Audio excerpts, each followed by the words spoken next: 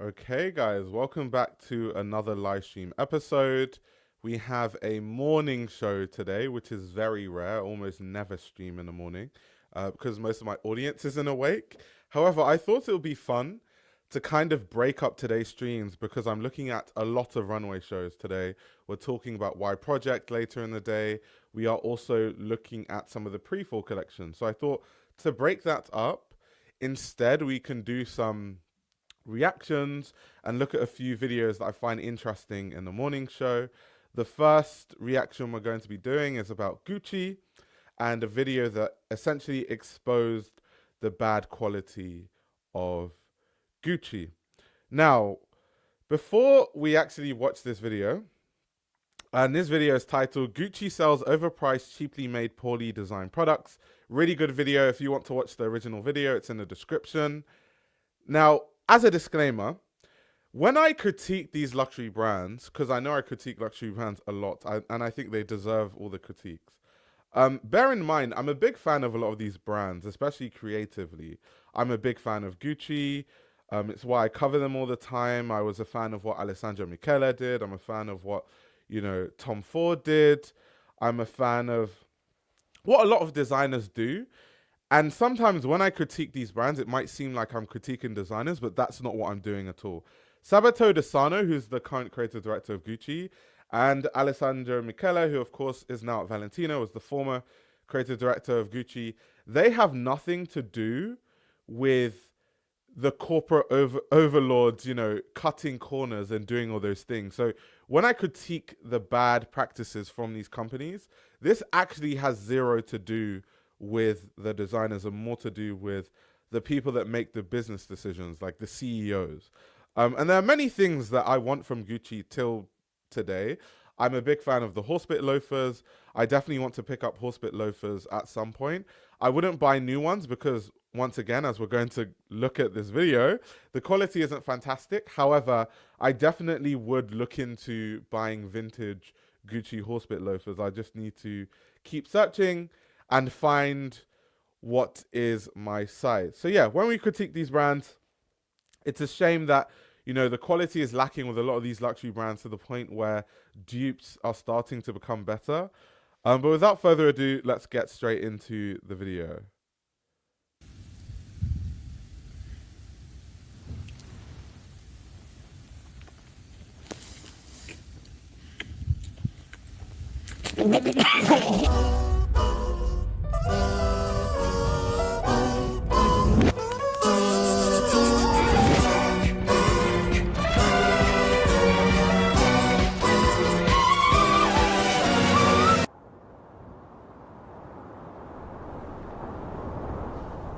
The leather on these $1,400 dress shoes is going to blow your mind. Do you see how clean it is? Do you see the uniformity of texture and color? It is of such high quality that to the untrained eye, it would even appear to be plastic. But it's not. And of course it's not. This is one of the most expensive shoes in the world we're talking about. They might talk about this, but normally, from my understanding, if leather is like really, really, really, really, really smooth, that's not necessarily a good thing because leather is supposed to have a certain level of grain and surface character. So if leather looks ultra polished, normally that's a sign of like leather that isn't that good quality. But let's see if he touches on that. It's real full-grain calf skin that comes from one of the best tanneries in the entire world.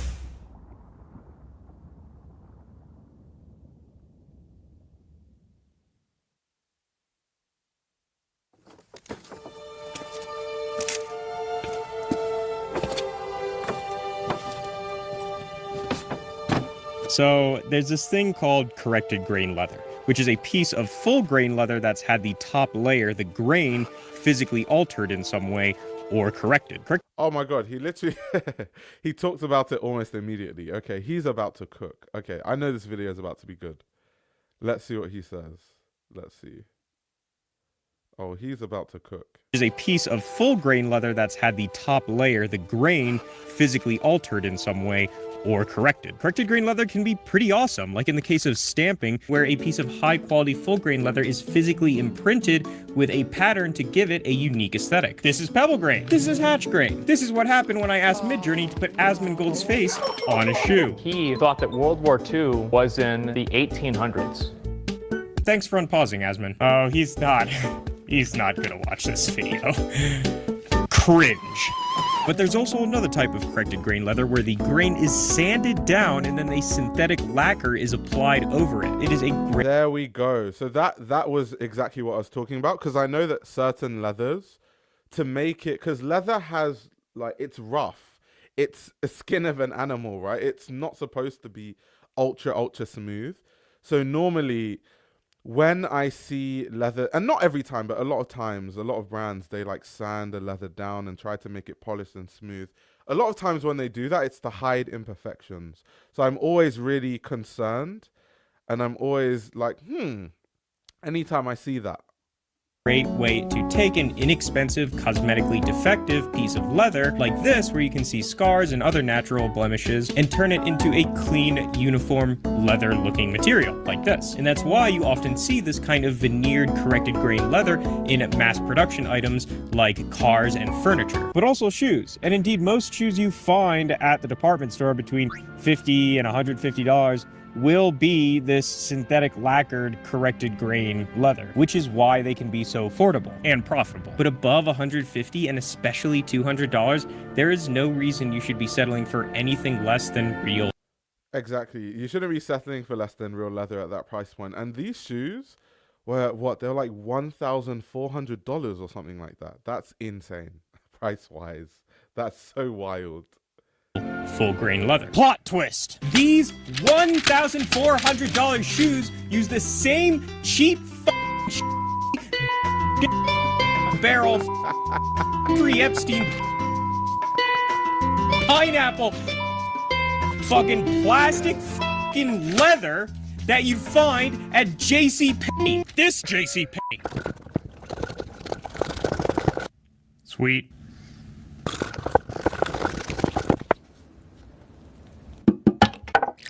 Before he even does that, something that is so interesting, this is why fakes are starting to become better made than a lot of real products, because when they are using these kind of cheap versions of leather, all you need to do is just use like mid-tier, mid-level leather, and the quality of your footwear is already going to be better than most luxury brands, which is absolutely insane. That's why it's gotten to the point where people buy like fakes and the quality is actually way better. It's actually insane. When you actually think about it, it's wild. Which one should we do first?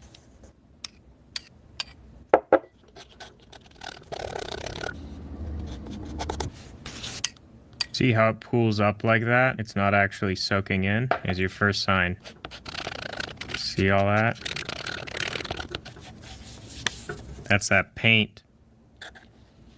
Yeah, paint to hide the imperfection. It took me so long to write the script for this video because I simply could not find the words to describe just how utterly surreal and insane this is.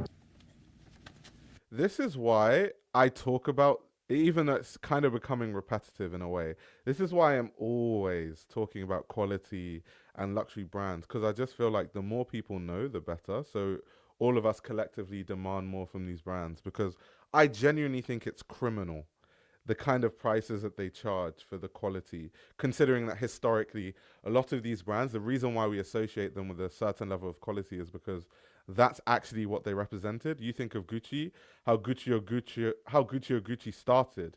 He was a busboy at the Savoy Hotel, and then he was looking at the lifestyles of the people that would stay at the Savoy and wanted to emulate that. That's why he started making leather goods. It's insane that someone who was aspiring to make products the quality that kings and queens and the upper class of back then used to use has now been reduced to this kind of quality. And that's why even though I expect these things from all these luxury brands at this point, it still shocks me every time I just see more and more proof of how badly constructed and how badly made a lot of their garments are. But we're going to talk about that later because we still have the entire rest of the shoe to cover. And honestly, ignoring price for the moment, and trust me, we will return to price, it's not that bad. This is a Blake stitch shoe, which means you have one stitch that holds the whole shoe together that runs from the insole through the upper layers, through the midsole, and then through the outsole. This is a perfectly acceptable way to construct a high-quality leather dress shoe. And one of the biggest benefits of Blake stitch shoes versus the more popular Goodyear Well. Let me guess. Let me test my fashion knowledge. So I know a Blake stitch is lighter, I think. It's lighter because I know when something is Goodyear welted, it means it's very durable. It also means it's easy to resole because of like the separate stitches, which is very good because it means so long as the quality of the upper of your shoe is really high quality, then you just need to change the outsole constantly and you can like use those shoes for years and years and years. So yeah, Goodyear welting is really long lasting, but the only issue is that it's just really heavy sometimes. So I can imagine with the Blake stitch, it just means it's lighter, which is a good thing in a way because you don't always, well, not every situation calls for having shoes where you feel like you're wearing weights on your toes. So yeah, that would be, and also I know like Goodyear welted, because it's so stiff, it's also difficult to break in. So a lot of people find those kind of shoes painful to wear also. They're quite difficult to wear until you break them in. That's why people are like, oh my God, my heels were bleeding when I was wearing these shoes, or the top of your foot, right? So that's my guess, testing my knowledge there, but let's see what he says. Is that it requires less material in the footbed, which results in a lighter shoe to walk in. I sure hope this one benefit of Blake stitch construction is not invalidated later on by poor design decisions.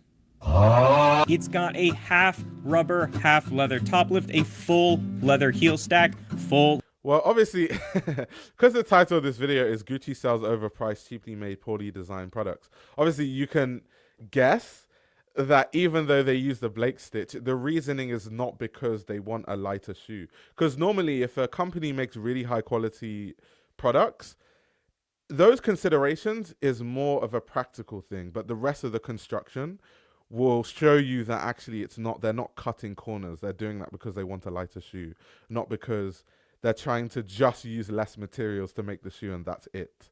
And those kind of brands normally price things fairly. So it would be cheaper than their Goodyear welted shoes also. So yeah, let's see how he's going to cook Gucci in this part. Leather outsole, full leather midsole, and full leather insole. It's got a solid steel shank. I mean, this is good. Those are the high quality materials you would typically expect to see in an expensive dress shoe as opposed to something like leatherboard or plastic. And they're put together pretty tightly, right? There's no gaps in the footbed. Look, I'm trying to be charitable here, okay? There's no delamination of the lining from the upper. The stitching all around is dense and uniform with a consistent stitch density. The seams where the different layers of leather meet on the heel stack and the sole edge are sanded perfectly flush and are dyed very uniform. And even the laces are of a high quality. They're a tight waxed weave with no fraying threads. And even beyond just being well made, honestly, there's some things about this shoe that I think are pretty cool. They've got toe plates, which not only add a decorative touch, but also extend the life of the shoe by reinforcing the area of the sole that deteriorates the fastest. There is a thin foam pad in the forefoot, which provides a little extra comfort. There is a nice sculptural ridge on the sole bottom of the shoe, reflecting a quality we often see in bespoke shoes, the fiddleback waist. There is this lovely decorative dye work along the edge. Before you continue, something as I'm watching this video, a thought came to my mind.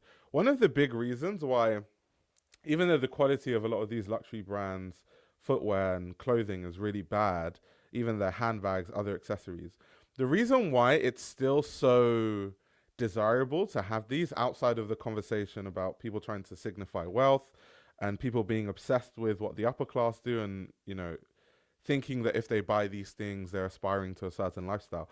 Outside of that conversation of things, I just think if we think of design, most sartorial brands, the kind of brands that make super high quality footwear, most of them cater to the kind of people that wear suits every day and the kind of people that work in finance and those kind of things. And so those designs are a bit too sharp. And maybe people want loafer designs, you know, Oxford designs, brogue designs that they can wear more day to day. And I feel like luxury brands kind of create that because they have designers that have such a good eye for things, and they really are good at design. Even when the quality is bad, the way things are designed is always really interesting when it comes to footwear with a lot of these brands. So that's why it's really hard to stay away from these things, right? Because as much as you want to go for the high quality footwear, the different brands that make the best quality footwear in the world, they probably make the most boring silhouettes. And then you look at what Gucci does on the runway, you look at what Dior does on the runway, and it's more interesting. So that might be one of the reasons why people can't get enough of these shoes, even when the quality is quite terrible. Edge of the sole. And my personal favorite, these have a closed channel stitch, which is where that main stitch that holds the whole shoe together that runs along the sole bottom is covered by a flap of leather that not only is a sign of high quality craftsmanship, but also it extends the life of the shoe. And it protects against water wicking up through that thread and getting in. Wait, let's see what Audio Art says. I worked for Gucci head office, Old Bond Street, and the quality was dire in 2018. Yeah, do you want to know a really funny story? So I have a friend, and she's an authenticator. And I think it was maybe like 4 years ago, she really started to struggle with authenticating Gucci shoes because the quality got so bad that it actually was genuinely very difficult to distinguish between what the real and what the fake was. That's why we are seeing with platforms like The Real and all these other platforms, they are struggling with fakes. One of the big reasons for that is it's actually just hard to tell. Back then, like she was telling me, it was easy to tell because you could look through a microscope and see like the level and like the grain and leather and be able to know. But nowadays, because like it's just so bad, the fakes and the real thing just have bad bad quality. So even when you look at it under a microscope, you can't really see much of a difference. So it's almost hard to tell. It's almost to the point where there actually is no difference between the fakes and the real products. It's a big shame. Into your socks, which is a common drawback for Blake Stitch shoes. Some of these features, like the foam in the forefoot and the closed channel stitch, I've myself never even seen on a Blake Stitch shoe, and all of them add to the quality of construction. But there's still problems. I don't know how to organize this video because I want it to be a balanced viewing experience between good and bad, as I try to do with all my reviews, but I'm just gonna be honest, guys. It's mostly bad from here on out. There's no heel pad, which is definitely something you'd want on a Blake Stitch shoe because there's no inherent shock absorption that you have in Goodyear welted shoes from that core. Oh, so that's a really good point, right? Aside from, so this is a big issue I have with luxury brands in general. And it's something I've talked about before. A lot of luxury brands, when they make footwear, their only consideration is how it looks. And that's why a lot of people are having foot problems wearing a lot of these luxury shoes because they don't actually think of practical things like heel padding for your foot or something following or mimicking the shape of an actual foot to make sure that you don't damage the structure of your feet wearing these shoes constantly.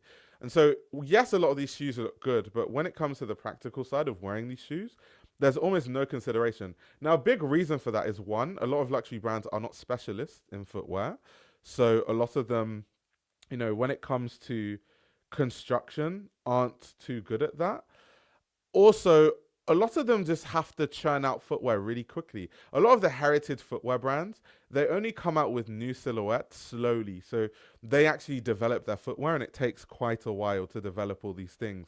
When it comes to luxury brands, they produce how many collections a year?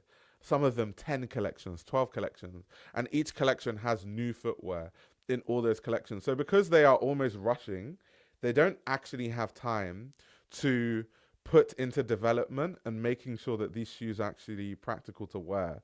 So it's a big issue. Of course, there's still brands that specialize in these things.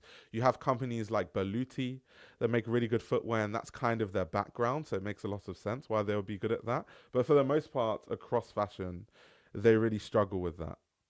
cork mid layer. And it already has foam, mostly bad from here on out. There's no heel pad, which is definitely something you'd want on a Blake Stitch shoe because there's no inherent shock absorption that you have in Goodyear welted shoes from that cork mid layer. And it already has foam in the forefoot. Why wouldn't you do that, you silly little goose? This steel shank is thick, more so than it needs to be. This makes the shoe heavy and unbalanced on the back end. And at this price, it should be wood or even carpet fiber. The suede heel counter doesn't appear to be that nice nappy suede that you would typically expect. It's heavily sanded down almost to the point where it kind of loses its grip. It just seems cheap. The interior lining and sock liner also appear to be that cheap corrected grain leather with that characteristic plastic appearance. The heel counter is leather board, which again is a composite leather material. Oh God! Oh shit, man! It's right up. Oh my God! Shrek! Well, that's kind of shitty. There, do you see it? Do you believe me? You believe me now, Bernice? I'm retarded.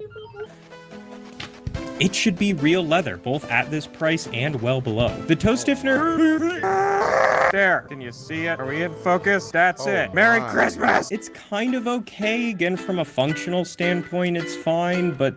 you know, really at this price, you would expect to see, you know, a full grain leather, I think, or at least a leather board. You can see remnants of the glue left over in the broguing, sloppy craftsmanship, and then the toe plate, which is like one of the coolest features about this shoe. Right? Well, yeah. If it was installed correctly, see how the plate isn't flush with the rest of the shoe and the sole edge? That's not good. And not just from a craftsmanship standpoint. Water will seep into those crevices and deteriorate the leather and the stitching from the inside out. But we're still not done. See those screws popping out? I sure hope you don't plan on wearing your fancy, shiny new $1,400 shoes on, you know, a floor, because I'd be pretty concerned you are going to scratch the absolute out of it. Not to mention that, once again, this is totally unacceptable from a craftsmanship standpoint. But here's the real problem, guys. And yes, we are returning to price now. Even if all these issues were corrected... Oh my God, that's just terrible. No words. That's just terrible. But I wanted to react to what Abdullah Mohammed said. For me, I found success in shoes/boots in terms of both good design and construction when it comes to buying from artisanal labels, CCP and Moria. Yeah, because those brands actually aren't mass produced. Like CCP is not a mass brand like Gucci. For people that don't know, CCP stands for Carl Christian Pole. Really artisanal brand that uses all kinds of different kinds of leather. I won't really get into it too deeply. And uses really interesting and very unique leather tanning techniques to make a lot of their products, like their boots. They're famous years and years and years ago for the drip sneakers. Let me see if I can put those, actually. I'll show you guys on the screen, just for people that aren't too familiar with the brand. But in fashion, there are very much these artisanal brands that do a lot of interesting work with leather specifically. So yeah, their footwear actually cost a lot to make, and they're also really unique, and they're not made in big quantities. So of course, with these kind of brands, you're not going to get horrible quality that you would get from Gucci. So that's a good point to bring up, that yeah, most of these brands won't have the kind of issues that a lot of brands have. They do have some issues in the sense that sometimes I've seen a lot of these artisanal designers get really experimental, and it takes away from the actual, you know, durability of the footwear. But I'm also fine with that, because that's kind of the point of a lot of these brands, right? A lot of these brands are trying and testing different leathers and trying to be unique with the different leathers that they use and the way that they fuse things. And so with that experimentation comes some fragile footwear sometimes.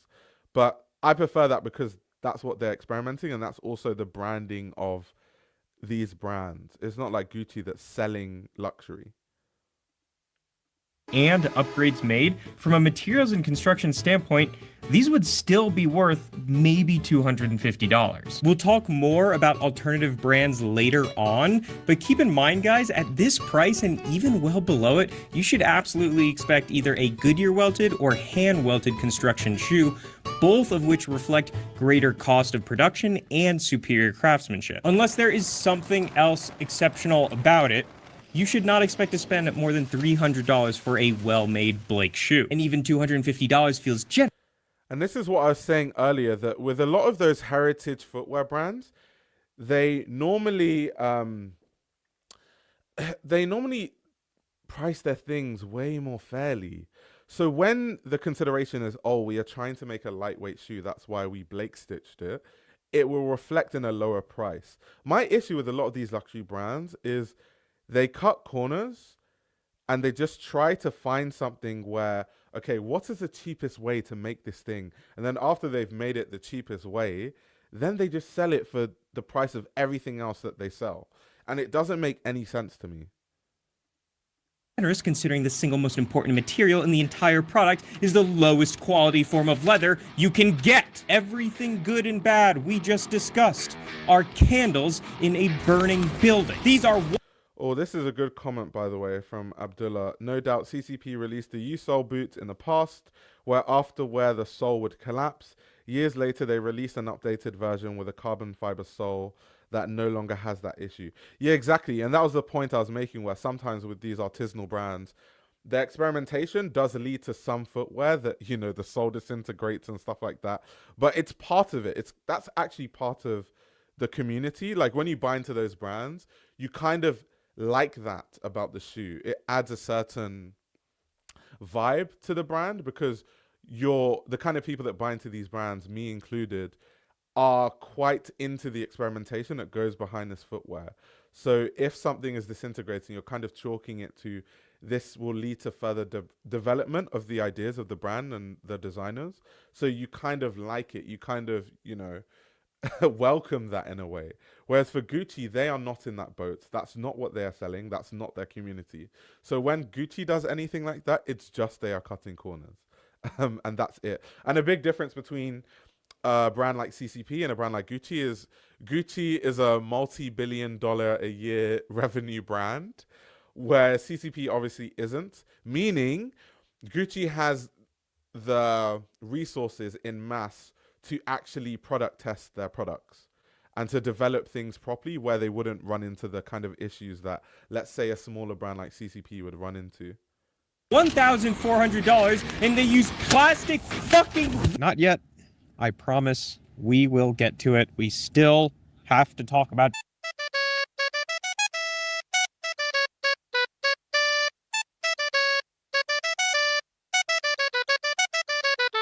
Now you might say, okay, Christopher, but I'm not buying it for the materials. Real leather, fake leather, steel shank, like... whatever. I just want a good-looking, expensive-looking shoe so that I can show all my friends how much more smarter and morally superior I am to them, because what else are friends even for? I'm sorry, let's just get this out of the way now. I am a judgmental bitch. I am a huge bitch. I just want to get that out of the way now. I wasn't born this way, but this is what I've become. Okay. Gucci is a fashion company. It is a designer company, and its priority is not with materials and construction, it's with creating well-designed, good-looking products. So do they look good or what? The last is the model upon which the shoe has been formed. It is the overall geometry, the shape of the upper. It is the foundation of a shoe's aesthetic insofar as it is a sculptural, but also functional work of art. And much like any good sculpture, there should be cohesion among its proportions, its curves and edges. There should be a feeling of rightness when you look at it. Whether it's big and round or thin and slender, curvy or angular, masculine or feminine, it should be easy on the eyes and draw you in, inviting your gaze to flow up and down its physical character without interruption. High-end shoes around this price, like these from Acme Shoemaker, typically feature a more slender, shapely last that just exudes subtlety and refinement. A sharp drop on the toe, a bulbous, seamless heel, a tightly curved waist, and a sloping angle down the forefoot, reflecting the natural asymmetry of your foot itself. Just look at them. They're beautiful. Now look at them next to Gucci. They're just kind of dumpy. It's blocky and heavy and just kind of basic. It doesn't have... That's what I was alluding to earlier, that a lot of the heritage, really high quality footwear makers, the designs always look so... I'm trying to think of what the word is. I just associate all those designs with like a 50-year-old man that works in finance and wears suits and like only wears suits and has no sense of style outside of when he wears suits. Like that's kind of what I associate those designs with, the ultra pointy like kind of shoes. And I just think luxury brands do it so much better. But the problem with them is the quality is just so bad. They never construct it properly. So you either buy the terrible quality shoes made by a luxury brand that kind of looks cool, or you buy the other shoes that are made perfectly, but they're just, the design is just not desirable to me. I don't know. Yeah, exactly what Joel is saying. They look out of date, but the quality is top tier. Exactly. That's the thing. That's the issue I run into. Have that characteristic flow you see on well-designed sculptural objects. You might say, oh, well, that's just because it's a wider shoe. No. Even insofar as we are talking about more classic, straightforward, wider lasts, it is still outshined by companies like Bridlin and Blackbird, both of which show that you can still have a balanced, cohesive design even within the context of a wider, simpler shoe.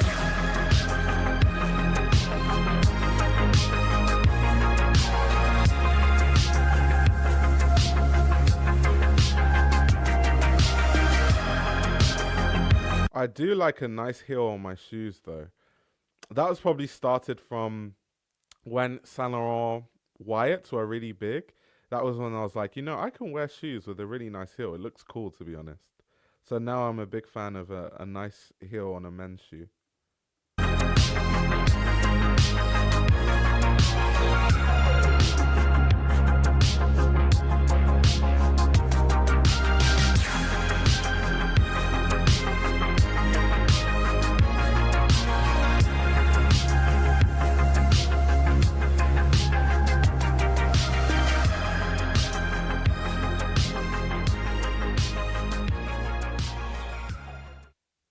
It's a bit benign to talk about the heated seats in your $100,000 sports car if the body of the car itself is ugly and made of plastic. But we're going to do it anyways because Serbian loan sharks are going to harvest my organs if I don't make enough AdSense on this video. That's right, folks. The Albanians sold my debt to the Serbians, and let me assure you, the Serbians do not fuck around.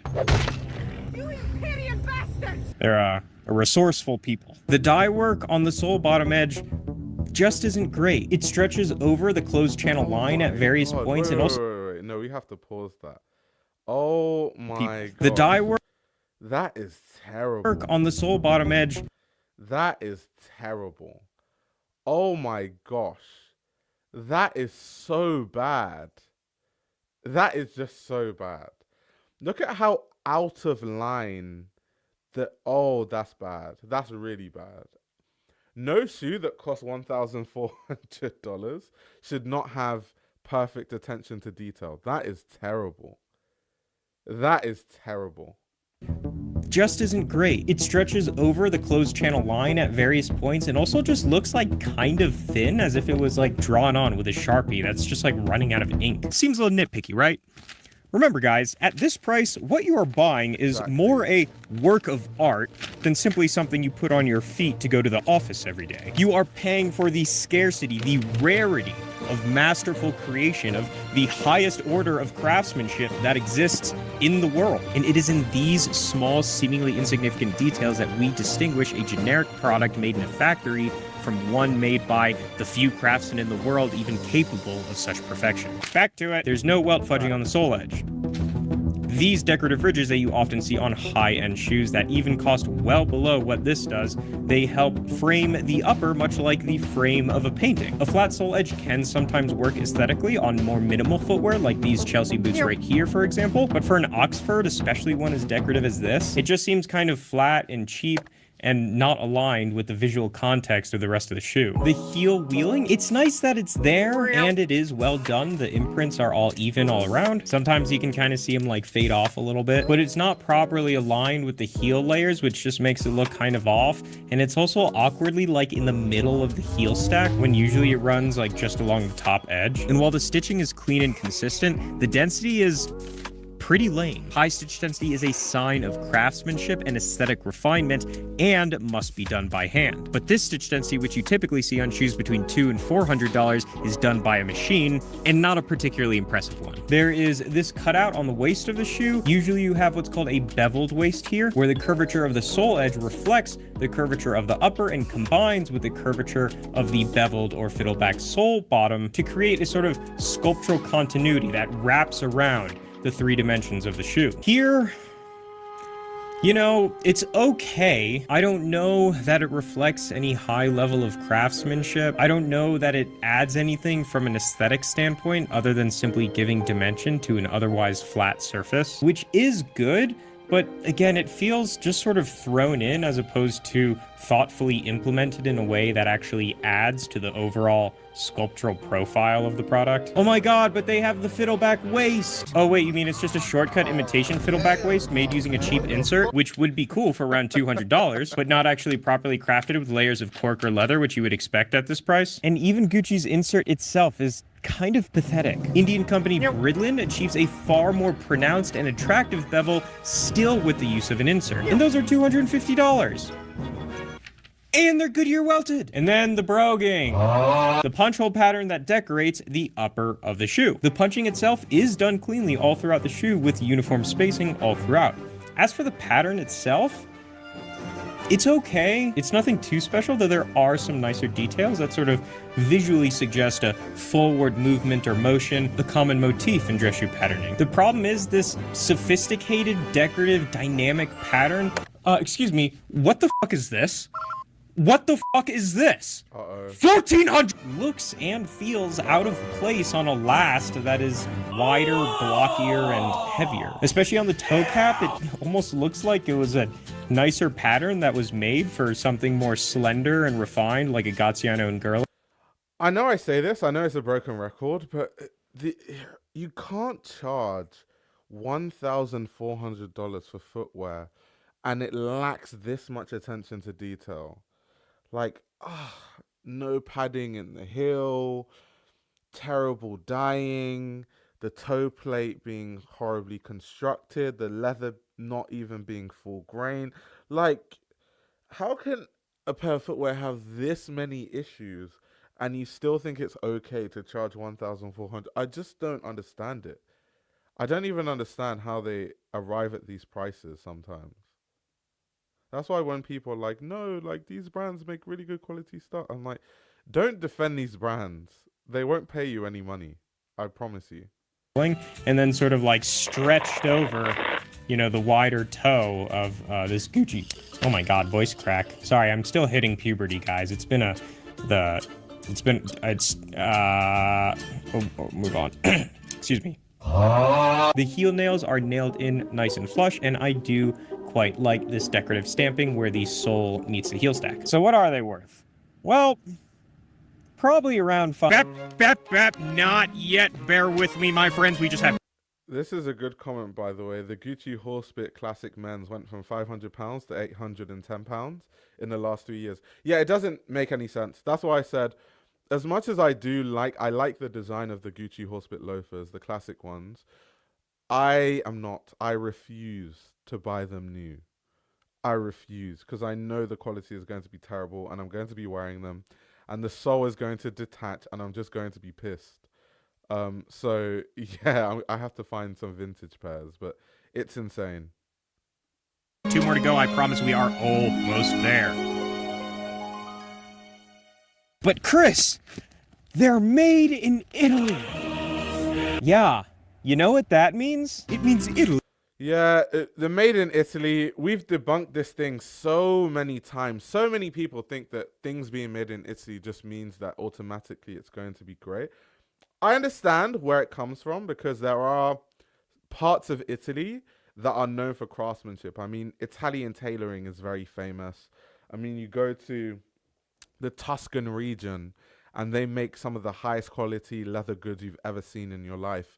However, that isn't, when these brands mass produce things, a lot of times they are using like these kind of factories where they use slave labor, like what we covered when it came to Dior and Armani and the kind of factories that they collaborate with, right? So made in Italy doesn't really mean anything. It's also, there's this assumption that if something is made in Italy, it's made by artisans, but then it could be made by, illegal migrant workers that have no skills. And when I say no skills, in terms of they haven't been crafting shoes for generations, that's kind of what people think. I think that's what people imagine in their mind when they see something is made in Italy or made in France.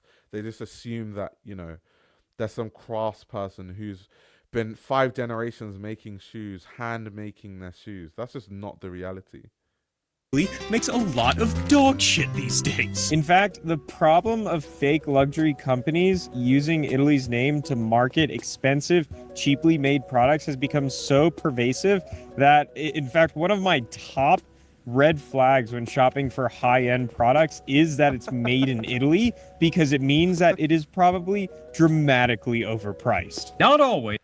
Also, something I forgot to mention, which is another thing about the whole made in Italy, is there are certain laws that determine that a certain percentage of the garment needs to be made in a certain country of origin to say that it's from that country of origin, right? So you can construct a whole garment, but then just sew in the labels in a certain region and say that, oh, it's made in this country. Or you can make half of it in one country and make another half somewhere else and say it's made in that country, and that's the country of origin. So the whole thing is just made in Italy, made wherever it says it's made. To me, it doesn't really mean anything. I just want to know, is it well made? Who made it? How was it made? That's all I'm concerned with. The country to me doesn't actually mean anything, because anyone could be making it, and it could just be a tiny part of the garment or the footwear that was actually made in that region. But often. Are you Italian? Does that offend you? Does it make you angry? It absolutely should. You know what you should do about it? Number 1, tweet at me. Or get your government to create regulations to prevent shitty companies from taking advantage of your proud, well-deserved reputation for quality and abusing and destroying it so that they can profit off of deceiving consumers. But Chris, it's the brand name, it's the prestige, the legacy, it's the story of Gucci. That's why I'm buying this product. That's why I'm spending all this money.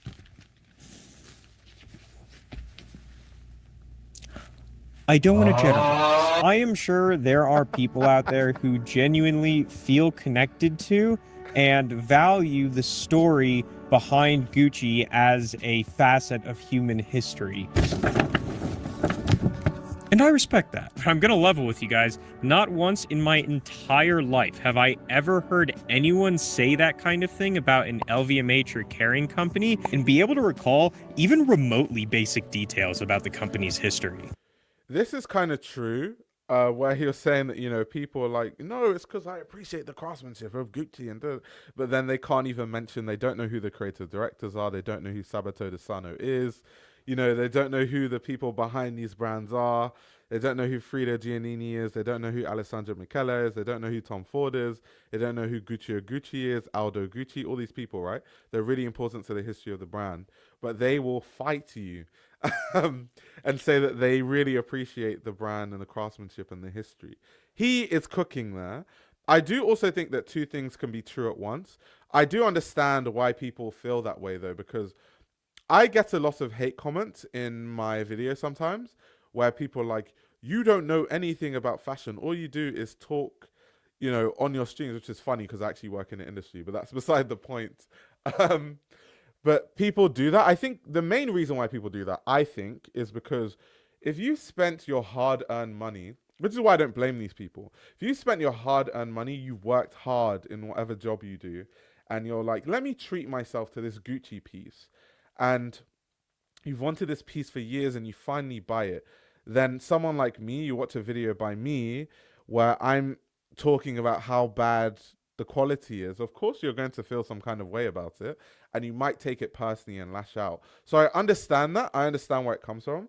I also think two things can be true at once. I really appreciate Gucci from a creative standpoint. Like I was talking about Alessandro Michele and how I was a big fan of his tenure at Gucci and the androgynous aesthetic and this aesthetic that you can mimic by going to thrift stores and putting things together. I thought it was really fun. This maximalist aesthetic, I think it gave Gucci a very distinctive design language when a lot of brands were starting to look the same. And now I think one of Gucci's biggest problems under Sabato De Sarno is that it looks like too many other brands, whereas under Alessandro Michele it had more of an identity.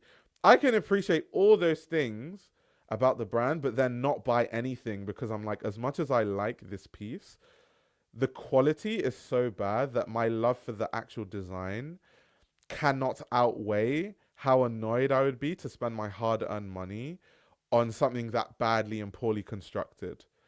And once again, it being poorly constructed has nothing to do with the designers. It has more to do with the people in the corporate offices who make all these decisions on cutting corners so they can improve their profit margins. So those two things can be true at once. Some people might not care about the quality, and their love for an actual design might outweigh how bad the quality is. And I also don't think there's necessarily anything totally wrong with that, but I just think collectively we need to demand more from these brands quality-wise, especially considering the price points of their goods. How old is the company? When was the founder born? Who was he or she? How did they get into the business? Who took over after the founder sold or passed away? A facet of human history. And I respect that. I'm gonna level with you guys. Not once in my entire life have I ever heard anyone say that kind of thing about an LVMH or Kering company and be able to recall even remotely basic details about the company's history. How old is the company? When was the founder born? Who was he or she? How did they get into the business? Who took over after the founder sold or passed away? What impact did they have on the company? Who's the current CEO? And it's okay not to know these things, right? But if you're gonna go on about how important legacy is to you, like, I just don't buy it. And I don't think they're lying, like, to me, but I think they're lying to themselves. I think what they really mean, but are too embarrassed to admit, is it's important to me that my friends and colleagues around me recognize the brand of the product I'm wearing so that they can understand how much more superior I am to them. If you want to spend your life keeping up with the Joneses, I will judge you. But I'm just some severely mentally ill man screaming at a camera in front of a Christmas sign. I don't want to demonize people for living their life the way they want to live their life. And even more so, I don't want to demonize people for being human. The point I want to make is that prestige is a valid reason to buy a company's product and even pay a little extra for it. But the reason these companies, these names and stories are prestigious, become prestigious, the reason anyone gave any shits about some random fat Italian dude in the early 1900s isn't because of the letters that happened to coincidentally spell out his name. It's because that name was a heuristic. It was a shortcut for consumers. It was an indicator of high quality, good value products. Exactly.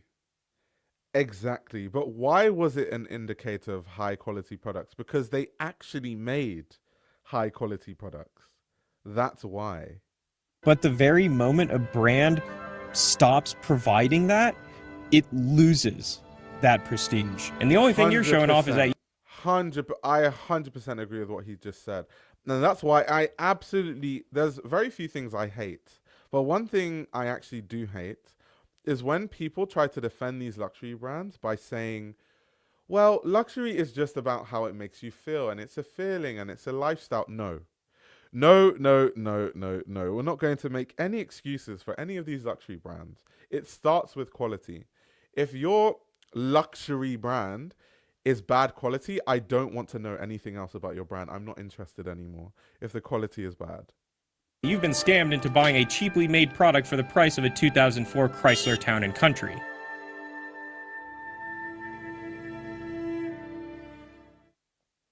And people are starting to wake up to this. Caitlin Pulowski, who often discusses the decline of fake luxury firms through her own personal experience, has a great video on the rise of counterfeit luxury handbags among social media influencers. Now, fake luxury fashion TikTok stars aren't exactly society's best and brightest. Although neither am I. So they're taking some time with it, but you can see the wheels. He's smart.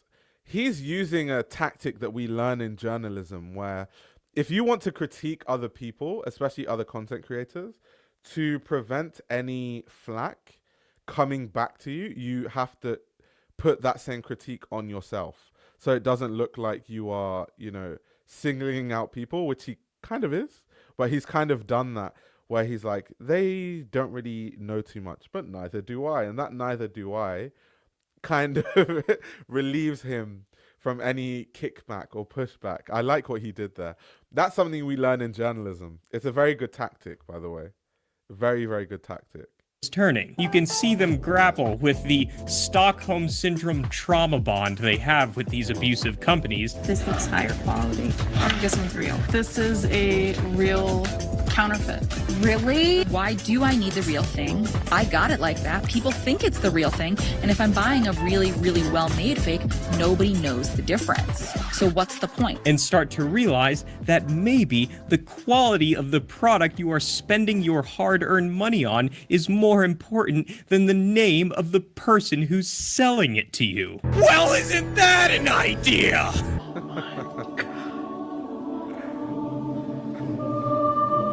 I get it.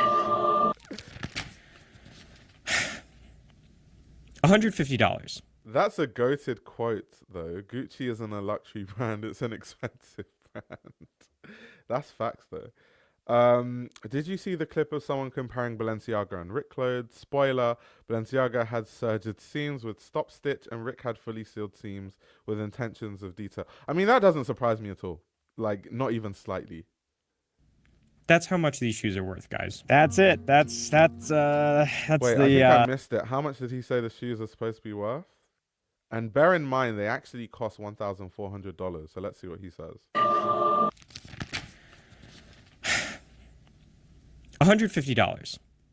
That's how much these shoes are worth, guys. That's it. That's the big reveal. And that's the market value. I want to be clear. That's not the cost to produce, okay? That is the value, in my opinion, based on what else you can get on the market. In other words, Now, let's just pause there. He said, based on his experience, he thinks that the market value should be $150.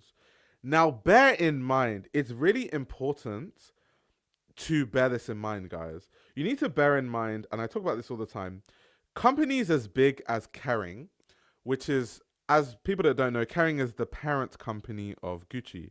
Kering also owns many other brands like Bottega Veneta and Saint Laurent. Anyway, Kering is such a massive conglomerate that they have so many connections with so many different factories worldwide.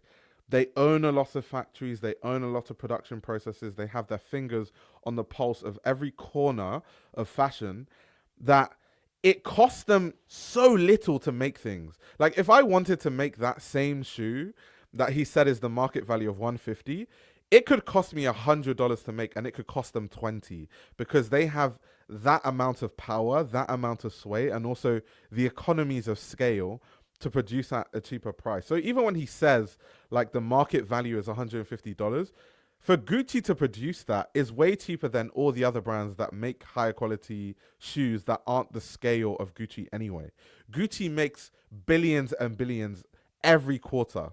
So that's something that I think guys need to also bear in mind, because that makes it more outrageous that they are charging, $1,400 for this stuff. It's like insane. Also, shout out to the Casual guys. Everyone subscribe to the Casual's YouTube channel. I'm a big fan. I'm a big fan of his channel. But yeah, let's continue. words, if you gave me this shoe and didn't tell me the brand and just asked me, hey, how much do you think the company's charging for this product?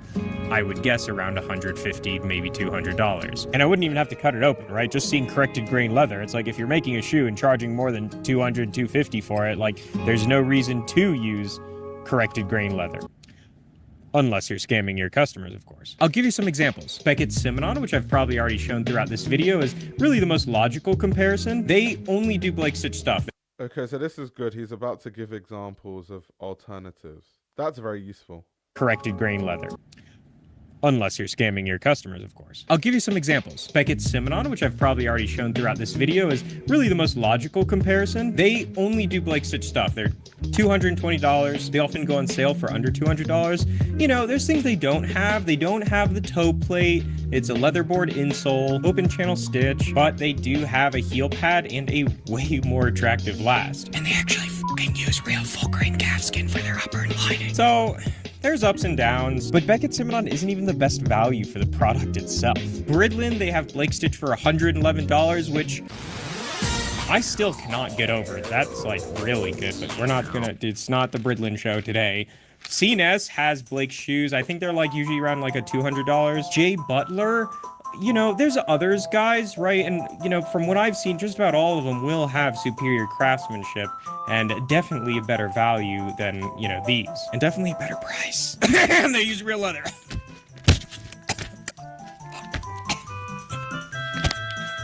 Sorry. The air is real dry here in Colorado. Now, if you want a fair value, but do want to get some of the highest quality you possibly can and have a budget of over $1,000, there are classic European brands like Gaziano and Girling, Enzo Benafe, and St. Crispin's. Then there are also more contemporary, often better. Wait. Let's talk about Enzo Benafe. I'm actually a big fan of Enzo Benafe. You know how I was saying that a lot of shoes that are really well made, they kind of look outdated. They just look like the kind of shoes you would see a finance bro in the 80s wearing with a suit. But with Enzo Benafe, I think they experiment quite a lot. And some of the colors, let me see if I can get some of the stuff on the screen. Some of the colors are insane. Like some of the colors of the shoes, like stuff like this, I would eat stuff like that up. I really like Enzo Benafe. I'm trying to think. There are these green shoes I saw one time. I think it was on their website. Let me see. Well, I was like, this is really cool stuff. Like, this is actually really interesting. Let's have a look. Yeah, like, look at these. Like, even the double strap boots. That color is, like, really, really cool. That's really cool that he mentioned them, because I'm just a big fan of Enzo Benafe. But anyway, let's continue. Let's finish off the video. It's almost done. Better value Asian brands like Yohai Fukuda, Acme Shoemaker, Yearn's artisanal line, and Ichigo Ichie. The primary drawback for all these companies, of course, being that they do not offer blackface sweaters or borderline pedophilic ad campaigns. But honestly, guys, I could sit here and list off brands all day, and that's because, aside from other LVMH and Kering companies, these could very well be the worst value for dress shoes in the entire world. That's such a good video, honestly. And when I saw the title, I knew it was going to be interesting. I just already knew. The casual says, Yohai Fukuda has some of the best made shoes ever, but the price is way out of range. Oh, let me see what some of the prices are. Let me see. Let's see. Okay, the price isn't, I mean, it's not insane considering construction, because these shoes, for example, are £1,715. Now, those horribly made Gucci shoes were what, $1,400? So it's not far off. Those Gucci shoes that he said should really only cost $150 market price. And that's just him comparing it to kind of every other shoe with the market. The cost price is probably going to be less than all the other brands that sell footwear at that price point, right? So for the construction, I actually think this is a very good value, actually, when I think about it. Really, really good value. Someone was asking earlier which brands are really good quality. I always talk about Jan van Escher, who's a Belgian designer that I'm a big fan of. I mean, Loro Piana, I know it's kind of a meme, but Loro Piana, honestly, does have some of the best fabrics in the world. There's also a more moral conversation we can have around Loro Piana and, you know, the conversations around how their fabrics are sourced. However, people that actually know about quality will swear by Loro Piana fabrics, and I would too. I mean, if you go to Savile Row, a lot of Savile Row tailors still use Loro Piana fabrics, and they offer them with their suits. So Loro Piana is definitely there. Loro Piana has issues construction wise, especially with footwear, but clothing wise, I think they make really good quality. A lot of artisanal brands have sensational quality.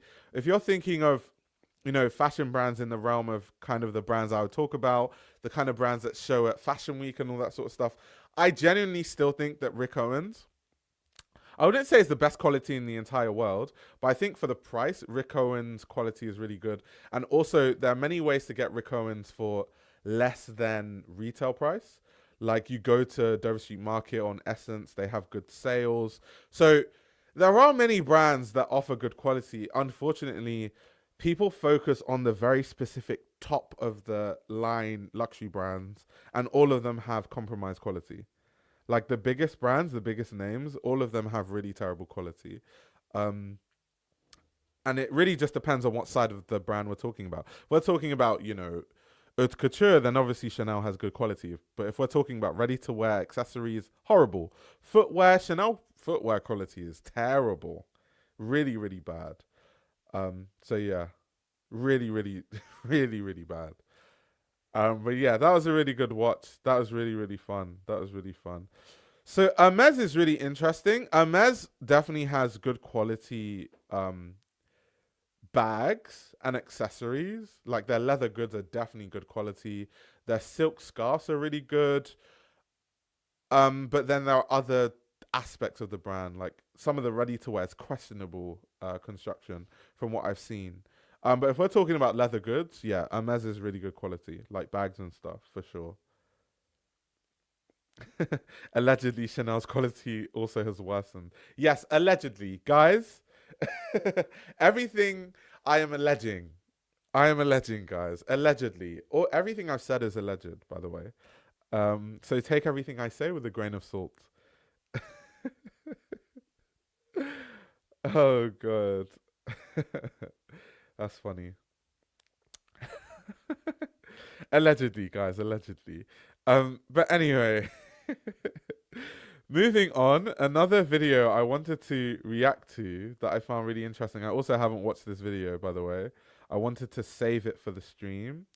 And moving forward, I won't do loads of reactions because now it's Fashion Week season, so I'm going to be analyzing a lot of runway shows. That being said, if you guys see a video that you want me to react to in the streams, definitely let me know, whether via Instagram or whatever, and I will, react to those videos in the streams.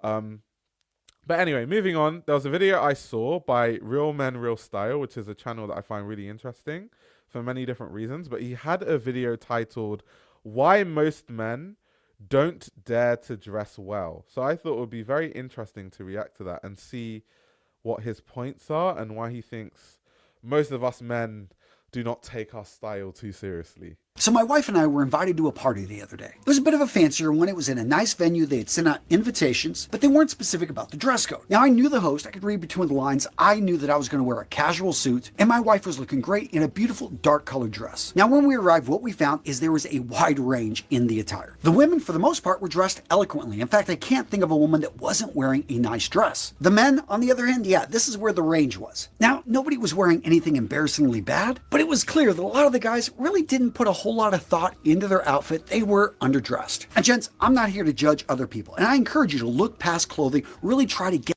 Guys, I'm not here to judge other people, but they were really badly dressed.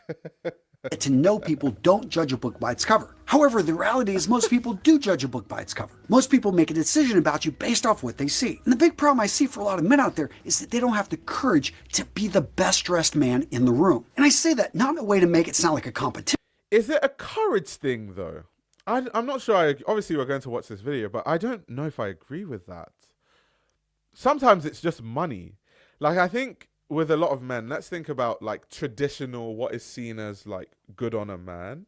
I think it's really hard to dress well as a man in that sartorial way, because getting a suit that fits well is actually very expensive and really hard and difficult to do. Like someone like me, for example, I'll give you an instance of what I mean. I have really big calf muscles.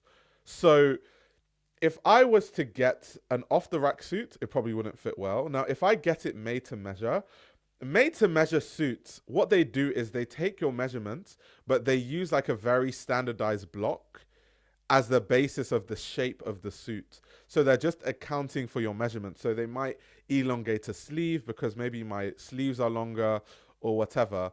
But the trousers will still be straight.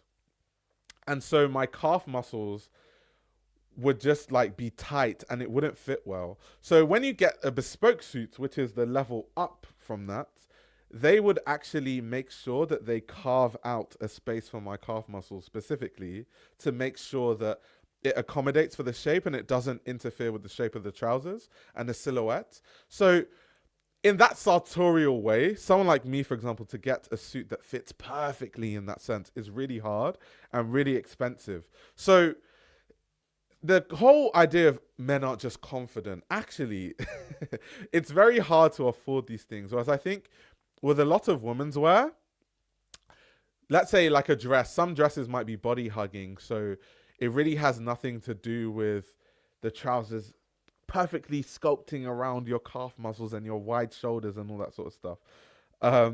So I don't know about the whole people aren't confident enough. Also, in society generally, it's kind of frowned upon for men to be into fashion, which is why even today, it's 2025, I meet people and they assume that I'm gay because I work in fashion. Not that there's any issues with being gay, but it's more, why is that an assumption just based on an interest? What does an interest have to do with sexuality? Like those two things shouldn't correlate. So I think a lot of men are shamed for even caring about fashion. So there are many different aspects I think to consider. But instead to highlight the fact that many men out there, even when given the time, even when their partner dresses well, they choose for a variety of reasons to dress down or to dress in a way they always have. Now, there's a great HBO show called The Newsroom, and you've probably seen the clip where Jeff Daniels states, "Not the greatest country in the world, Professor. That's my answer." Now, he says this statement to a lot of proud Americans. It shocks them, and then he goes in to make a point. And his point is, the first step in solving a problem is to recognize there is one. Gents, the problem I want to raise awareness of in today's video is that the majority of men out there do not realize the importance of their image. We go out there and we spend tons of money on our education. We spend a lot of time gaining experience. We approach a problem with enthusiasm. But when it comes to our nonverbal communication, our ability to send a message with our image, our style, the way we dress and the way we present ourselves, a lot of guys out there, well, let's just face it, they are dropping the ball. You've got that great friend, good guy, spends all the time in the gym, has a great body, but wears clothing that it just makes him look bad. All this begs the question, why do so many men not understand style? What's holding guys back from being the best? Yeah, Reggie, I'm with you. I think most guys know that self-image is important. I don't think there's anyone that's an adult that is just not aware at all that the way you people will judge you based on the way you present yourself. I'm sure most people know that. Dressed man in the room. Actually, to be more specific, their best dressed selves. Because here's what I'm shooting for. I want you to look great. Whether you wear a suit, whether you're wearing casual clothing, I want you to be able to put your best foot forward.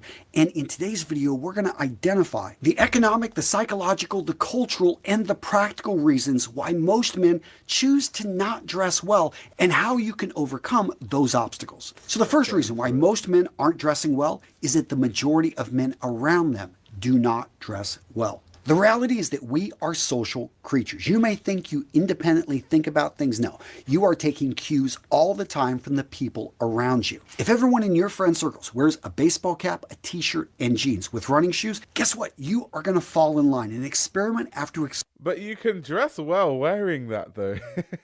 You can look good wearing a baseball cap, a t-shirt, jeans, and some running shoes. I don't think every situation on earth calls for sharp tailoring. I don't think every single situation in life calls for wearing a three-piece suit. Sometimes actually you're doing something really active and a suit actually isn't suitable for that situation. And even within denim and a t-shirt and baseball caps and running shoes, there are levels. There are people that... Have you seen people in Japan wear like raw denim and baseball caps and they look amazing, and loafers or running shoes? Have you seen them? I don't know, man. Experiment has shown that human beings are incredibly susceptible to the actions, behaviors, and dress code of those around them. And yeah, I said dress code, even though it's an unofficial dress code. Very rarely nowadays, even that party I went to the other day, there wasn't a dress code. They didn't lay it out. I always think it's easier when they do. But the thing is, we still look around. We take cues. We look. If you go into a casual environment, you start to feel out of place if you are dressing at a higher level. If you walk into a party and everyone is dressed to the nines and you're not, you're the odd man out, you are going to feel a bit odd. You are going to feel underdressed. And of course, no surprise here that in the West, particularly the United States and Canada, we have seen dress codes just become more and more casual as we've gone towards athleisure wear, as we've worked more and more at home, as the casual Fridays of the 80s turned into the casual week of the 90s, as turned into pajama month by the year 2010. In fact, nowadays, when I'm out wearing a sports jacket, people think I'm wearing a friggin' suit, which there is a big difference between a suit is a jacket and trousers made from the same material, a sports jacket or an odd jacket, as the name implies, a non-matching material with the trousers. In any case, as society as a whole became more casual, started dressing down and caring less for style, even if you tried to maintain your own standards, it became increasingly difficult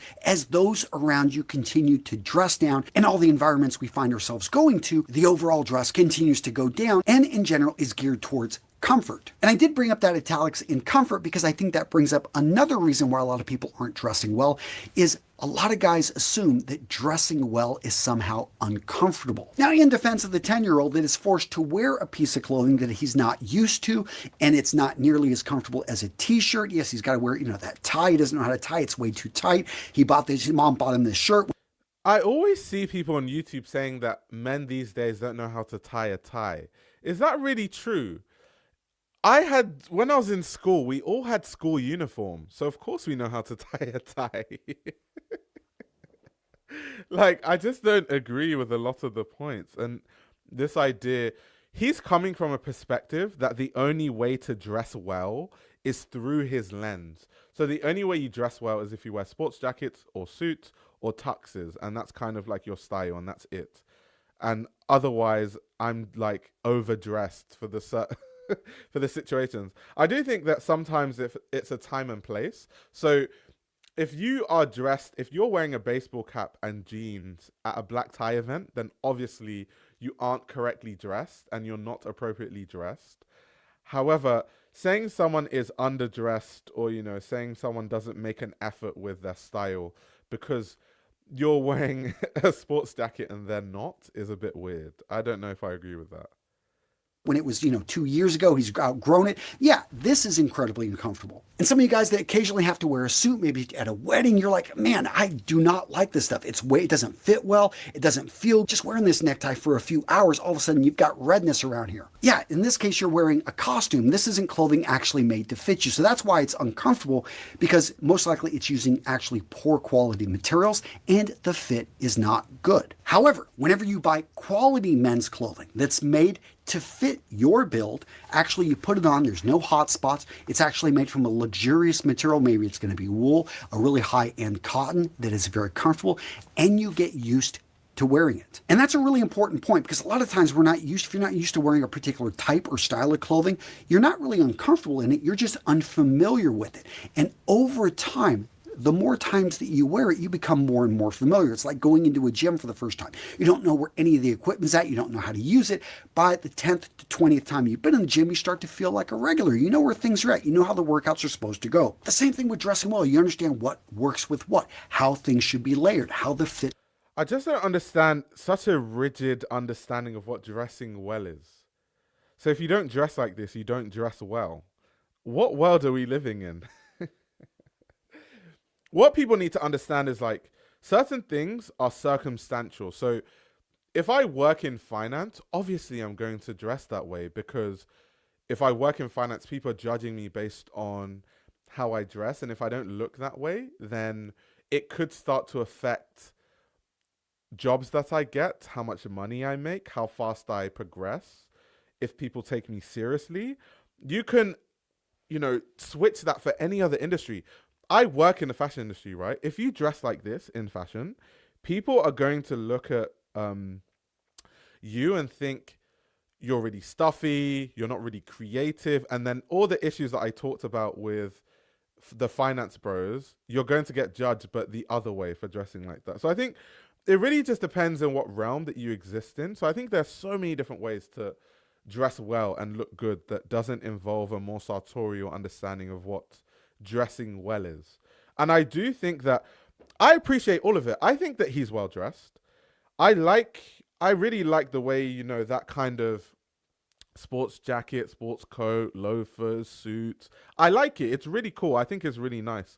And there's so much nuance in that kind of style. I mean, if you go on Savile Row and you look at all the different shapes and different signatures that all these tailors have, it's really interesting. And this sartorial culture, it expands into many different other things, right? I feel like it expands into cigar culture and all these kind of other things that I find really interesting. I just think that saying that this is the only way or thinking that this is the only way to dress well, I just don't agree with that at all.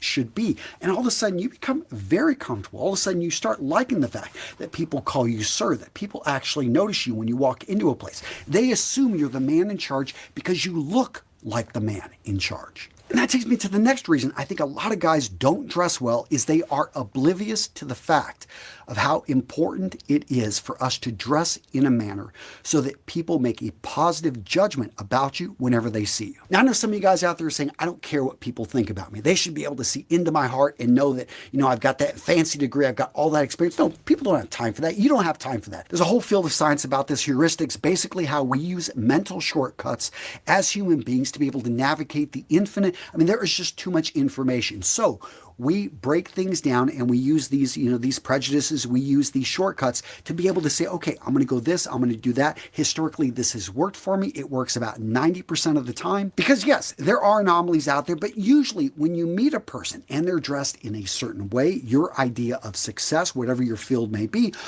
okay, I know that this.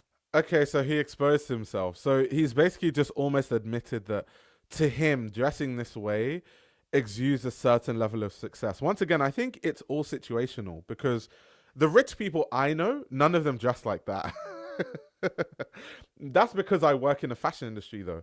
So all the millionaires and billionaires that I've personally met, they wear Yohji Yamamoto and Issey Miyake. And some of the women that I know that are really rich dress like artists. Like literally, they dress like, they wear the Issey Miyake mainline pieces where you have to like move, where you can move all the different pieces and turn the hood into a waist and into a belt and all that kind of stuff. So this idea that success only looks like that, I find that really strange. I don't know. I find it odd. This person normally dresses in this manner.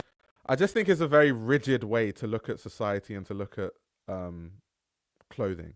So I'm going to be able to use that quick shortcut, save my energy, and to be able to move on. When you understand that that's the way most people work day to day, all of a sudden you realize, well, this is a hack, simply dressing in a manner that I...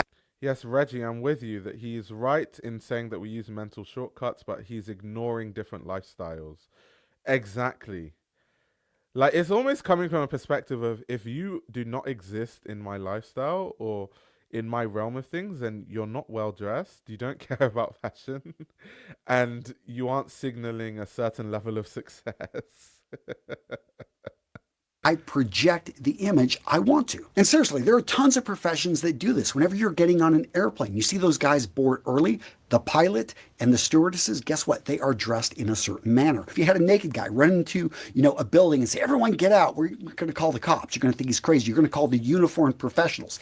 But if a uniformed professional who looked like a fireman came in and said, everybody get out of here, what are you going to do? Everyone's getting up and they're getting out of here, based solely on what we see. And so when a guy understands, hey, you dress in a certain manner. So he made a good point, but he contradicted himself, and I don't think he realized that. So he made the point just now that if a naked person runs into a building and tells everyone to get out, people just think that they are insane, and people probably call the cops. But if someone wearing a fireman jacket, you know, runs into a building and says, everyone get out, because of what people associate with the fireman jacket, then of course that means that everyone would run out because that's what we associate with that. So why I don't think he realized he contradicted himself is because we can use that for anything. So what he's saying is that in his sartorial way of doing things and the way he sees things in his realm, when you are dressed a certain way, like when you wear a suit and when you dress in that certain way, people perceive certain things about you, and it will affect the way they treat you. But just the same way that can be used for firemen is the same way it can be used for people wearing suits. And it's the same way it could be used for people that dress in a very artful way. It's the same way it could be used for many other uniforms. So without even meaning to, he's almost made the point that there are so many different aspects of dressing that can determine how people perceive you and also determine how they treat you. So in a way, he's almost agreeing with me indirectly that, you know, there's so many different realms of style and different subsects of style and fashion, and all of them have their codes and their ways of seeing things. But he doesn't realize that he's actually saying that. In certain fields, you're going to be able to close more sales. You are going to be able to send a signal of authority. People are just going to question you less. So let me tell him as a fact, if you work in my side of fashion, you're not going to close more sales by wearing a suit. That's why he's looking at things in a very rigid way. In my realm, you're going to close more money probably looking like an artsy fashion person than you are wearing a three-piece suit, to be very honest with you. In my realm of things, like, I'm a consultant for brands, and I consult on like creative strategy and on marketing. So it's kind of on brand for me when I talk to clients to not wear a suit, because companies will not perceive you as this creative marketing whiz if you go there wearing a suit, because their associations, they don't deem anything creative about that. Even though I do think that there are levels of creativity within tailoring and sartorial clothing, right? So I don't think he realizes that he's doing that. He's almost like contradicting himself. You're going to have to deal with just less a-holes. All of a sudden, the rewards and the incentives for a person to start dressing better, they're there. And that's what I love. When a man realizes, yeah, it's not about the style. It's not about being a fashionista. It's about using your clothing as a tool to get what you want out of life. Now, some of you guys that work from home are like, okay, Antonio, that doesn't apply to me at all. I don't go anywhere. Then in that case, I still would recommend that you dress well, that you shower, that you maybe put on a favorite fragrance, that you dress in a way. Who are you dressing for? You're dressing for yourself. And there's an entire field called enclothed cognition. Classic study here, they had a group of students, they were like 500 of them. 250 were told they were wearing doctor jackets. The other 250 were told they were wearing painter smocks. They took a test. Guess what they found?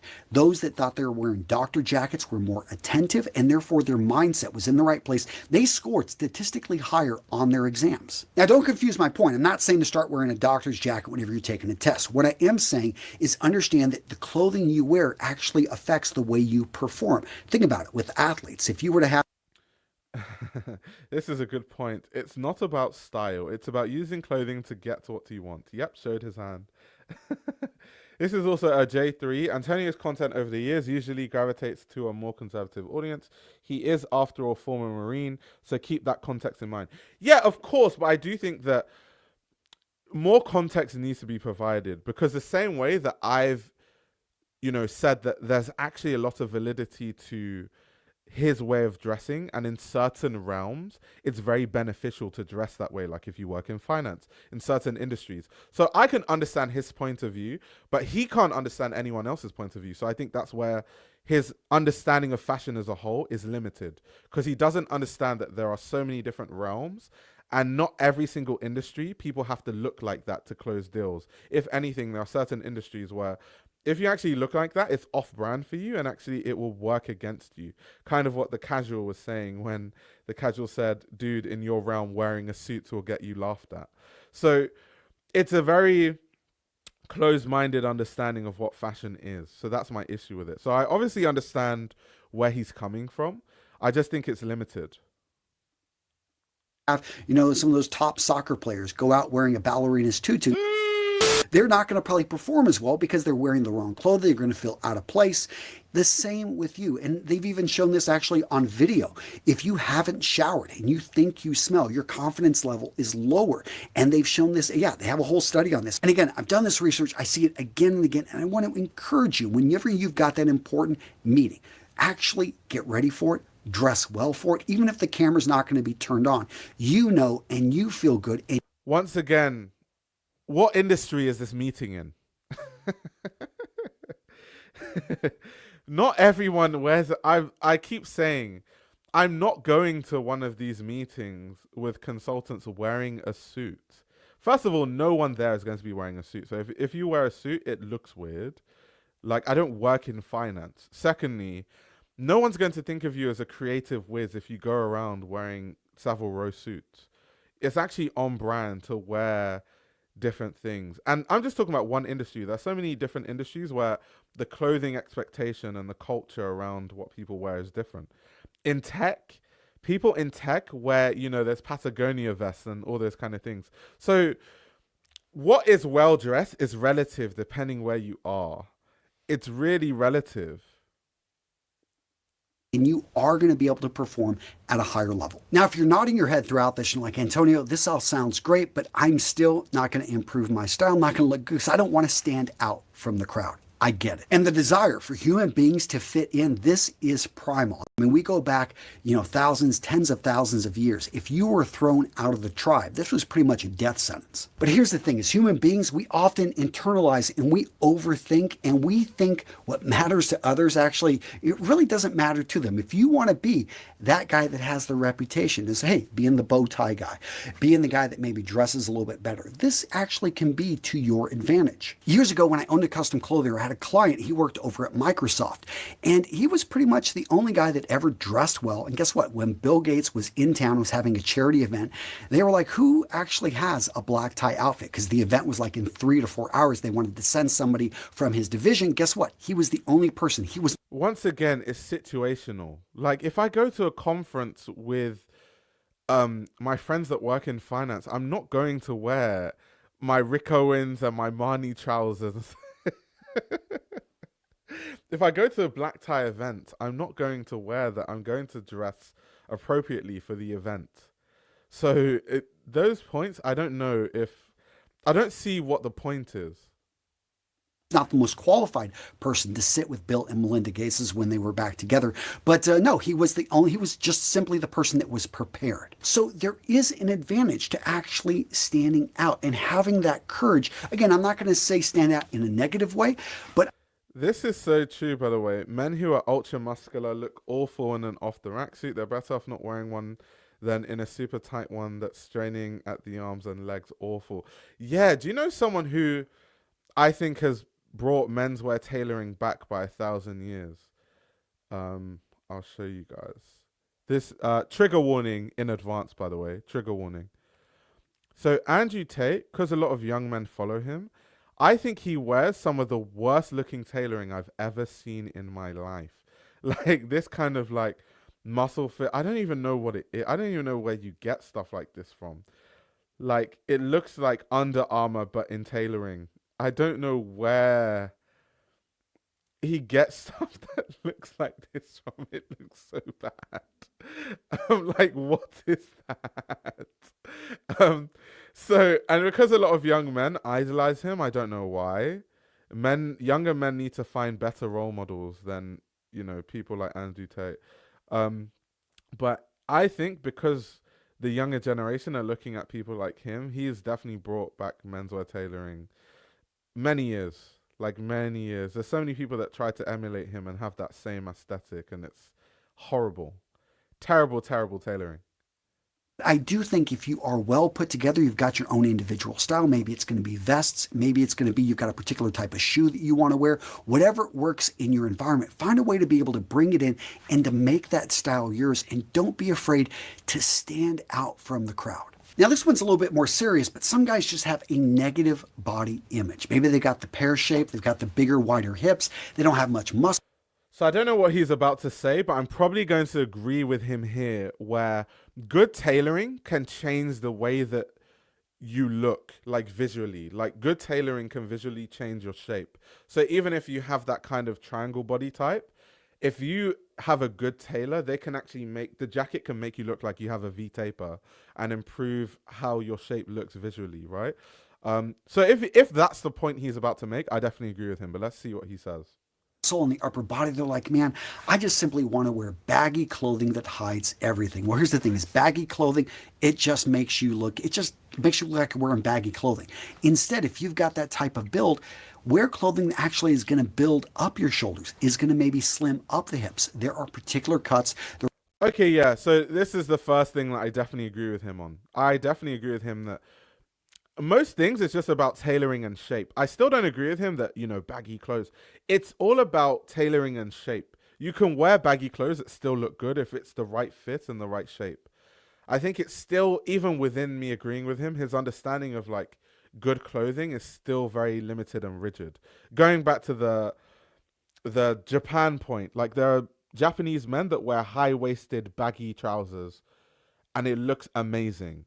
So this whole thing of, and if it's too baggy, it just all looks bad. I don't agree with that. But good tailoring can definitely change the way that your body looks. So I think it's more to do with the shape of clothes. And if anything, I think a better point he could have made is that people should be more intentional with the silhouette of the clothing that they wear, because it can change how your body visually looks. There are certain styles of clothing. Again, that's why I like classic clothing. Most jackets, whether it be a casual jacket, whether it be a sports jacket or a blazer jacket, this is going to build up the shoulders. It's going to make the hands look larger. Depending on, the cut of the back of the jacket, you can actually get something with no vent, which is going to slim up the hips around, around the hips a bit. My point being is no matter what your body build is, you can find clothing that better suits and makes you look your best for the body you have right now. Whether you are tall and skinny, you're short and stout, if you don't want to look big and sloppy, you want to look large and in charge. That's what we're shooting for here. Like the Kingpin, right? Seriously, when it comes to ethics, he's got something to improve on, but Fisk, when it comes to style, the man has it. Next up, we've got judgment and reaction. So many guys don't want to dress differently, don't want to dress up because they don't want other people to judge them. I like Nudie Cohen's point. He was this amazing, the Rhinestone Cowboy. I'm not sure if I agree with this, only because I feel like the way he dresses is probably the way that least people will judge you, in the sense that if you wear really avant-garde stuff, people look at you weirdly. If you dress in that way, I feel like most people will be like, you're well dressed. Even people that I think of in my family who are well dressed, they wear polo shirts and trousers and loafers and stuff like that, but it's the fit that makes them look so good. So that's what makes them look amazing, and that's why everyone that sees them is like, oh my god, you're so well dressed. I actually think his way of dressing has the least judgment, if anything. Look, he actually built out in Vegas, amazing Ukrainian immigrant. He would always say, it's better to be looked over than overlooked. And when you embrace that people are going to judge you, well, you might as well be judged as looking good. So at the party the other day, yes, I probably was one of the, best dressed guys there. I wasn't afraid to look great with my wife. He's talking about best dress. Look at what he's wearing.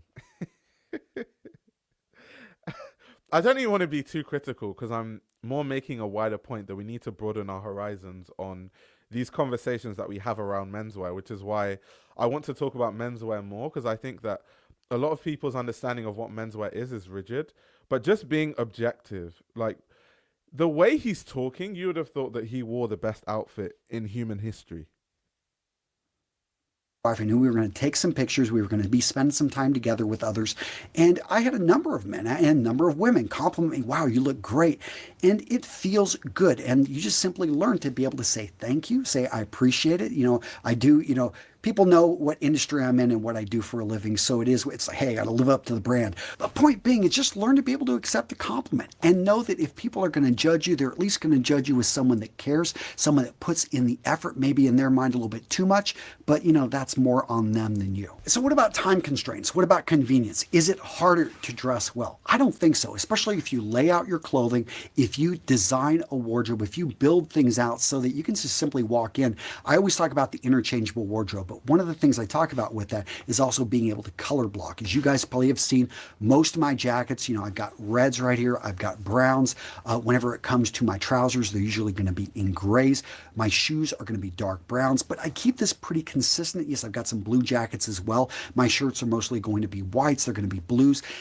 These colors are, some people may find boring. I find it's just easy to be able to go in there and mix and match and to be able to build pieces out. Again, with an interchangeable wardrobe, you can own less, you can get more. It's going to be 3 pairs of shoes, 3 trousers, 3 shirts, and 3 jackets. Now, the goal here is for you to have 3 solid outfits with all 12 of those items. See how it goes right across 3, 3, 3, and 3? Instead of 3 outfits here, we actually have 81 outfits because everything is 100% mixable, meaning that every pair of trousers works with every pair of shoes, works with every shirt, works with every jacket. And let's talk about the excuse, I don't know where to start. I don't know how to dress better. Guys, come on. I give you so many tools here free on this channel, but if you actually want a guide, down in the description of today's video, I'm going to link over to my style system. We've got a special going on. If you want a step-by-step program on how to improve your style, get access to me and my team to be able to give you feedback on your outfits, to be able to just help you and motivate you and hold you accountable to taking action to become the man you know yourself to be when it comes to image and style, guys. I'm going to link to it down in the description. Guys, I give you so many free tools here at Real Men Real Style, so continue your viewing experience. I got you covered. If you want more information on how to dress like your best self, guys, boom, check out this video. I got you covered. And by the way, guys, if you guys want to know, I'm just joking. I mean, I sell things too. I sell an ebook. The only thing is I don't sell people promises, right? My ebook is just ways to learn about fashion more effectively. It's not like you're gonna read this and be better at style. Buy my course. And I always find it interesting when like a video seamlessly transitions into like an advert. It's really interesting. I just wanted to make a point by looking at Japanese street style, because this understanding that if you don't dress, these like alpha male guys, if you don't dress in this very specific sartorial lens, then you don't look like you dress well. Like, I'm looking at the screen now. This person clearly looks like, first of all, looks very stylish, looks like they take time into their appearance. And I think a lot of people that see this person on the street will be like, oh, that's a stylish person. I don't think someone looking at this person would think that, this person doesn't know how to dress. Like, same here. Let's just go through a few like Japanese like street style. Obviously, there are more creative outfits here, but you'll see that a lot of outfits fall into the realm of like, they're playing with tailoring and they're playing around with things, and it's still cool, and people look at them and still think it's really stylish.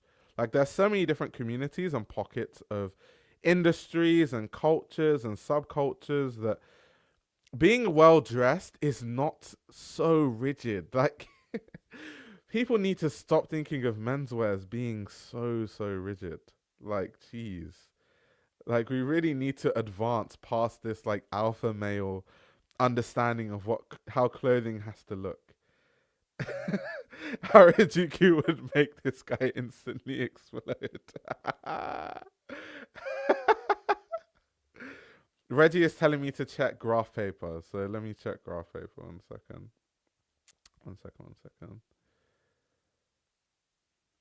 Let's see. This is by Reggie, by popular demand from Reggie.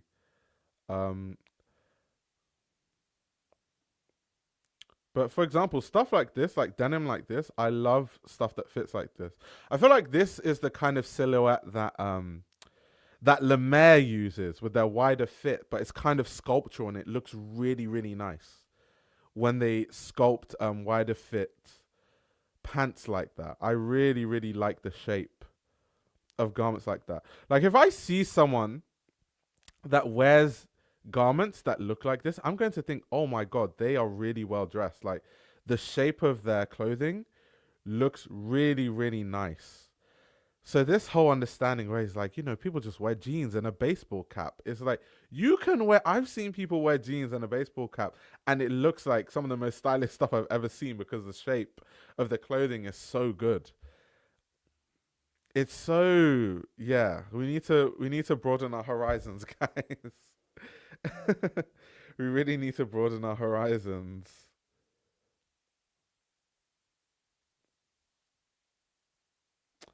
Dressing well to him is purely a social tool through a thin lens. It's also interesting because a lot of people that make kind of those like alpha male sort of real men dress like this sort of content is very interesting because they sometimes touch on dressing for yourself and personal style, but I don't think they realize that their content actually goes against personal style quite strongly.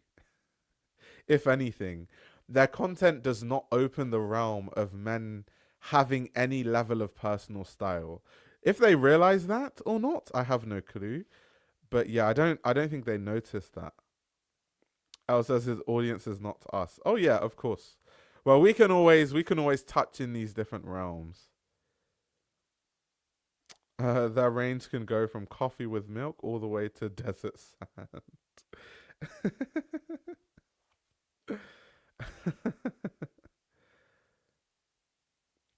Oh my gosh. But yeah, the Andrew Tate tailoring, guys, it's an eyesore. Wait, let me once again, trigger warning. Trigger warning, guys. Let's go. Andrew Tate outfits.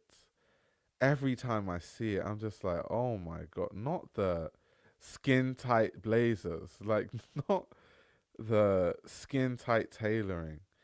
Even his brother dresses like that too, but I think his brother dresses slightly better. But Andrew Tate, oh my god, like what even is the fit of that shirt? That shirt looks like he would struggle to button it up. What even is that?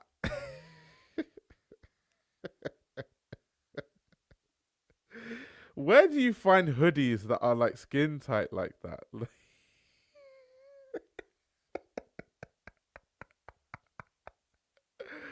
you know who we need right now? We need dye workwear to be in the stream. We really need dye workwear to be in. Dye workwear would be cooking right now. The only thing worse are the creators who focus all their advice around seducing and courting women. Oh yeah, they are terrible. They are the absolute worst. Oh my god, they are so bad. Like the whole how to attract women, not realizing, and that's what I mean by a lot of these people are so rigid, right? Because they give the worst advice I've ever seen online. Because if you have like any social awareness, you would know that there are so many different kinds of women, so many different kinds of men, so many different kinds of people in the world that actually, if you are just yourself, you will find someone who is attracted to how you are by yourself. So if you're more of an artsy person, there will be, let's say you're a guy and you're attracted to women, there will be women that, you know, are interested in guys that are artsy. There will be women that, if you're a gamer guy, like a gamer nerd, there are women that like nerds. So this whole, you have to change your whole being and, you know, not be yourself and become this weird alpha male to attract people. It's so like, it's such bad advice. I feel so sorry for young men and young women that are subscribing to these kind of people that give this advice. It's so toxic. So yeah, I know exactly what you know, Balenci Baddie was alluding to, saying that the only thing worse are the creators who focus all their advice around seducing and courting women. It's so bad. So bad. Be yourself. The problem is that most of them are terrible people. They don't get that. Yeah. It's just crazy. Every time I see content like that, I'm like, and then it'll be like 1 million views, and I'm like, oh no. Oh no. People are actually taking in this toxic information. That's quite sad. And I feel like a big reason for a lot of these kind of things is Andrew Tate. So yeah, let me remove him from the screen, so because it's a bit of a trigger. It's very much a bit of a trigger, guys.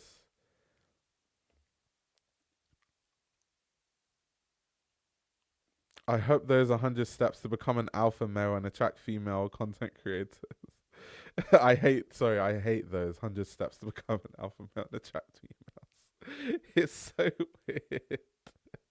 And it's weird because a lot of that content actually has a cult following. Like there's people that live and die by that kind of reasoning of things, right? It's so strange. It's so strange. It's so weird. Don't worry, a rollie and a suit will cover up your bad personality traits. Oh my god, you guys in the chat are actually hilarious. You guys are funny.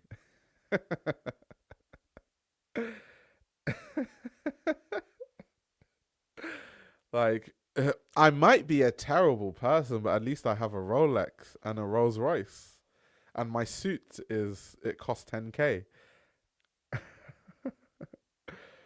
Reggie says, showing these images, man, reminds me why I stay in Japan. I love living here. I mean, Japanese street style is elite. Like, the way people dress day to day in Japan is so elite. Like, I don't even want to be one of those, like, weebs. Like, oh my god, like, Japan. But it is kind of true, though. It's just true. Facts are the facts.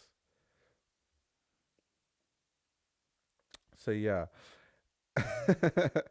Anyway, guys, thank you very much for coming to my TED Talk. I enjoyed very much having this morning show.